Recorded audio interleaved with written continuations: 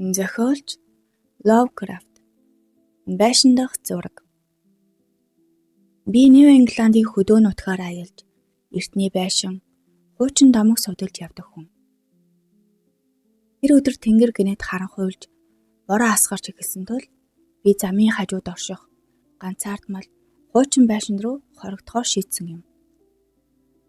Байшин маш эртний, чулуу суурн муудаж модон ялзарсан, цонхон жижиг, бараг гэрэл нэвтрэхгүй. Би хаалгыг тогшоход удалгүй асар хөвшин ир нээж өглөө. Түүний царай цусгүй мэд цайвар, нүдэн гэлэлдсэн атлаа хоосон, хөдөлгөөн нь удаан болгоомжтой. Тэр намайг дотгош оруулж галын дэргэс суухыг заав. Өрөөнд дотор эртний тавилга, тоос болсон номнууд, ханийн дагуу өлгөөстэй хуучин зураг баримлууд. Бид ярилцаж эхлэв. Хөгшин нэр эртний түүх, колонийн үеийн тухай хачин их сонирхолтой байлаа. Тэр надад аимшигтайж сонирхолтой нэгэн номыг харуулав. Реном Конго.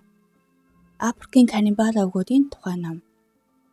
Тэр номын нэг хуудсан дээр аимшигтай зураг байв. Хүн хүнийг идэж бүдүүрс.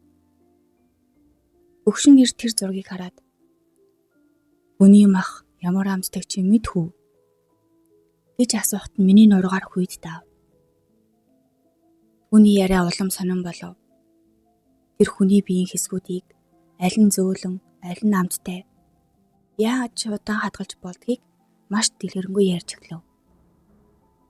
Би айж эхэлсэн ч гаднаас бороо, аянга тасралтгүй нүргэлж гарч чадахгүй байлаа. Гэнэт аянга цахихад ханан дөлгөөтэй байсан нэгэн зураг тод харагдав. Тэр бол яг ижил зураг байлаа. Реном Конгод гардаг каннибалын зураг. Гэхдээ нэг ялгаа байсан.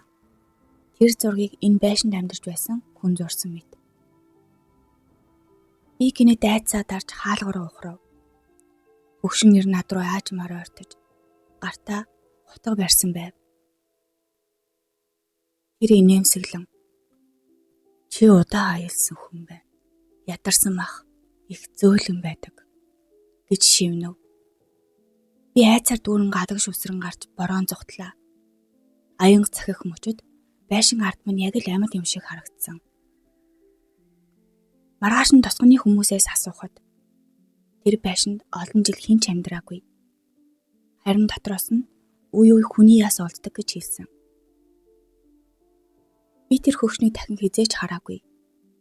Гэхдээ одоо ч зарим шөнө борооны дунд хуучин байшин, ханан дээрх зураг миний зүүдэнд орж ирдэг.